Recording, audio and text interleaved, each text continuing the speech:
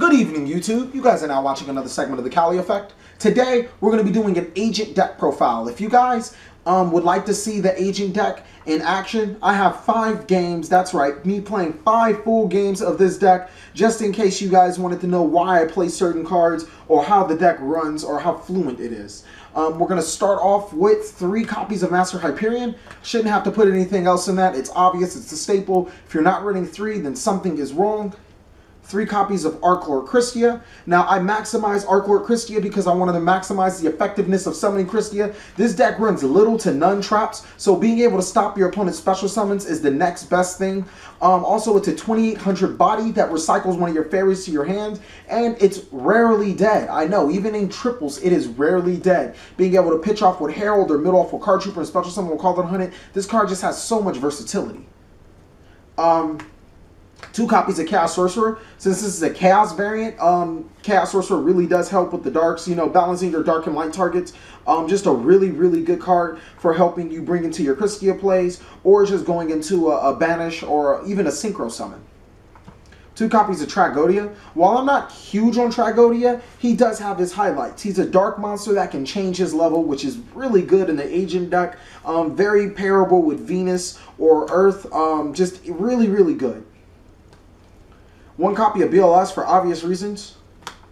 3 copies of Venus, pretty obvious, get your shine balls out. The other ones are used for Herald of Orange Light targets. 3 copies of Earth to search the Venus. 3 shine ball for consistency. 3 Herald of Orange Light. Now, I feel that this card is exuberantly, this card is just extremely more important than Effect Veiler. This card is worlds over Effect Veiler, especially in trips. I run enough fairies for this card to almost always be viable. If everything else fails, it is a tuner. Pitching Archlord Christia with this card, special summoning it, we'll call it 100, is another really good play. Just being able to stop an opponent's effect, period, is amazing, and that's what this deck really, really focuses on. 3 copies of Tour Guide. Like I said, this is the Chaos variant, and Tour Guide does open up some plays going into Engineer or Zenmaines or even Levier for some pretty wacky plays. I really like Tour Guide into this deck. Next is 2 copies of Card Trooper. Since this is a Chaos variant, I do need my light and dark monsters in the graveyard, sometimes even my fairy monsters into the graveyard. And Card Trooper not only gives us that, it makes itself 1900, and when he's destroyed, you get to draw with him. So he's just a really, really good card in here. Definitely wouldn't take him out. 1 copy of Honest for obvious reasons, and 1 Tour Bus. Now, people have been debating about Tour Bus, especially Tour Bus over Night Assailant. I feel that the Tour Bus is really, really good for when you do mail off your copies of Tour Guide, or you do have bad draws with Tour Guide. It really helps balance the deck out. And even sometimes putting that key card back to the deck, while it's on your side or your opponent's side, could be pivotal to winning and losing the game. Next, for spells, 2 copies of Mystical Space Typhoon. It's pretty obvious. 2 copies of Duality. Sometimes you can't get that that perfect start, and since you don't special summon constantly, Duality is really good. This is a very control-based deck, a deck that really wants to set its own pace, and Duality helps you get those key pieces to your hand. 1 copy of Book of Moon. 1 copy of Dark Hole, and that sums up the spells. Next, for traps, 3 Call It Hunted. Like I've said, graveyard manipulation is key for bringing out Christia. I think Christia is the prime target of this deck. If you can bring out Christia against almost any of the meta decks, you typically win the game. And keeping it on the field is a priority, or bringing it to the field when you don't have enough targets by discarding it with your Herald of Orange Light. I'm sorry, just really good. Not only that, Card Trooper, or I'm sorry, Call It 100 serves a double purpose. It can special summon your Card Troopers when your opponent decides to blind MST it. You get to draw a card. You can special summon any of your monsters from your graveyard, just allow another wacky play. And even getting out Hyperion opening turn when you don't have agent targets and you can just put it in the graveyard is extremely good. Next is Transmigration of Prophecy. This card wins games on its own. I really think that this is one of the most underrated cards this format. Just being able to select 2 cards in the opponent's graveyards, a very graveyard reliant format, and putting them to the deck is just really good. Also helps you recycle those shine balls back into your deck, fit those targets for Arclor Christia. It's just a really, really good card. Now on for the side deck. 3 copies of Maxi for those decks that like the special summon, and I love to draw with this deck, just getting those necessary pieces.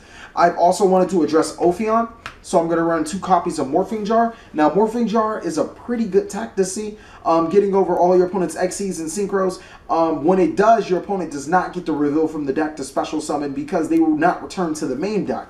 All those other threats are getting over or get rid of with Morphing Jar. It's just a really good card. 3 copies of Xe Encore, because like I said before, Ophion is a problem. So is Constellar Pleiades and a lot of other Xyzs, but Xe Encore really addresses that problem. It's a spell card, so you are able to run Royal Decree and get away with it and run those Xe Encores as well. Next, triple copy of Debunk.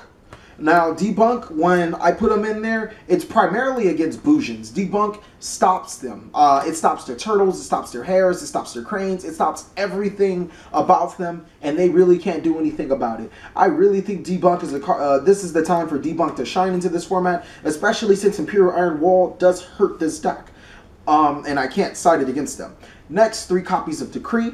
Royal Decree is for, only run 4 traps. So being able to side out my traps and side in Decrees to be able to disrupt my opponent's back row situations is pretty good. Next, that lone copy of MST for extra back row disruption. Next, on to the extra deck. 1 copy of Stardust Sparky. So many times I've summoned him, just a really good card. Scrap Dragon, another really good level 8.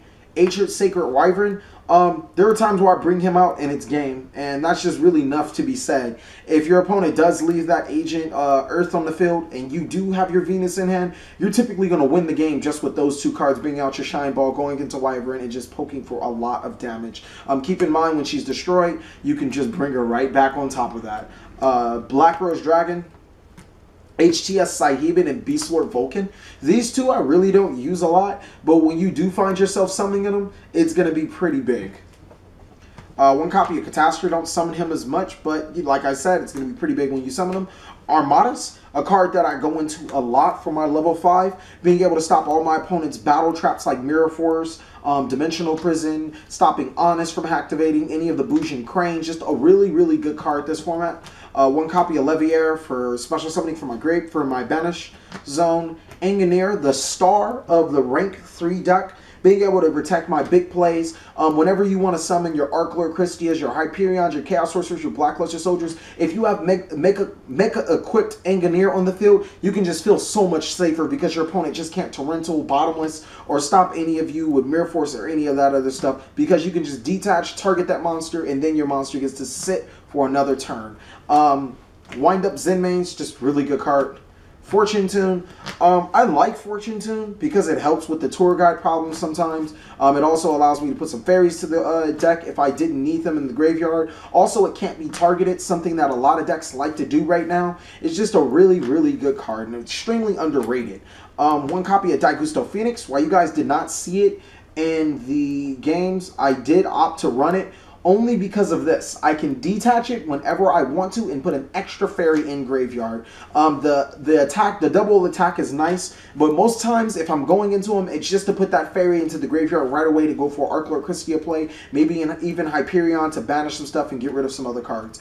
1 copy of Herald of Pure Light to recycle Arclor Christias, Hyperions, all your boss monsters back into your hand, and then put those dead Shine Balls into your hand, back into your deck. Just a really good card. And last, Gachi Kentetsu, the star of the rank 2s. Just being able to summon him gives all your monsters an incredible boost. While 400 might not seem like much, it does mean a lot when you have 3,100 Hyperions, 3,200 Arclor Christias, 2,700 Chaos Sorcerers. It really means a lot in the later game. Keep in mind, he also he can't be destroyed. All you have to do is detach one. And that's one aspect of this deck that really, really gets to your opponent. The Gachi, the Fortune Tune, the Zenmains, the Mecha-equipped Engineer, and the Stardust, just making your opponent waste those resources to try to destroy your stuff, and then you start dropping the heavy monsters. Thank you guys for watching another segment of The Cali Effect. Please like, comment, subscribe, but most of all, enjoy.